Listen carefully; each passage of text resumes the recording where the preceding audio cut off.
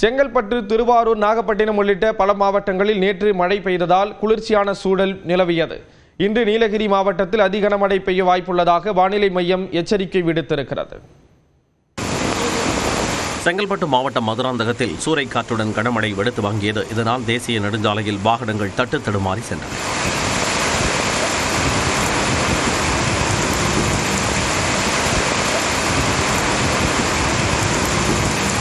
திருவாரூர் மாவட்டத்தில் பகலில் வெயில் வாட்டிய நிலையில் இரவில் பலத்த காற்றுடன் மழை கொட்டி தீர்த்தது. திருவாரூர், மன்னார்குடி, வடவாதிமங்கலம், கூத்தாநல்லூர், சேந்தமங்கலம், குடவாசல் உள்ளிட்ட இடங்களில் கனமழை பெய்ததால் வெப்பம் தணிந்தது.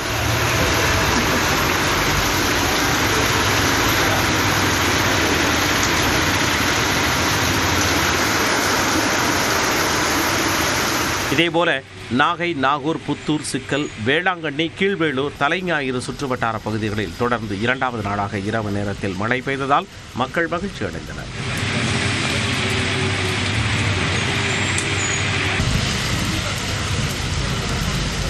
கன்னியாகுமரி மாவட்டத்தில் மிதமான மழை நீடிக்கும் நிலையில் கோதையாறு மின் நிலையம் அருகே மலைப்பகுதியில் மண் சரிவு ஏற்பட்டது.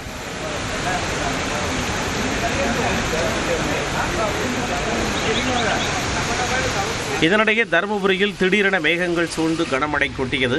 இதனால் தருமபுரி நகர்ப்பகுதியில் உள்ள நெசவாளர் காலனி, இலக்கியம்பட்டி, செந்தில் நகர் உள்ளிட்ட இடங்களில் கழிவு நீருடன் சேர்ந்து மழை நீரும் சாலையில் தேங்கியதால் வாகன ஓட்டிகள் அவதியடைந்தனர்.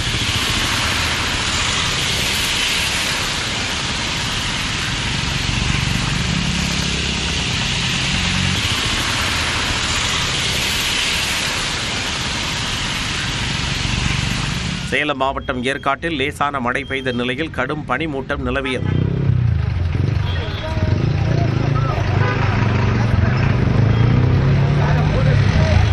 இதேபோல கோவை மாவட்டம் வால்பாறை மலைச்சாலைகளையும் பனிமூட்டம் சூழ்ந்ததால் ஆங்காங்கே வாகனங்களை நிறுத்தி சுற்றுலா பயணிகள் படம் எடுத்து மகிழ்ந்தனர்.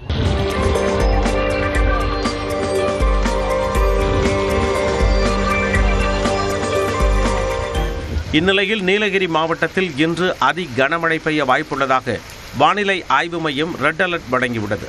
இது தவிர நெல்லை மாவட்ட மலைப்பகுதிகள், தேனி, தென்காசி மற்றும் கன்னியாகுமரி மாவட்டங்களில் இன்று மிக கனமழை பெய்யக்கூடும் எனவும் எச்சரிக்கை விடுத்துள்ளது.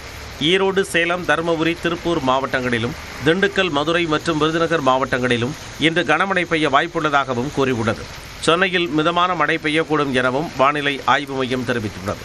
ரெட் அலர்ட் விடுக்கப்பட்டுள்ள நீலகிரி மாவட்டத்தில் மிதமான மழை பெய்து வரும் நிலையில் முன்னெச்சரிக்கை நடவடிக்கையாக கூடலூரில் மாநில பேரிடர் மீட்புப் படையினர் முகாமிட்டுள்ளனர்.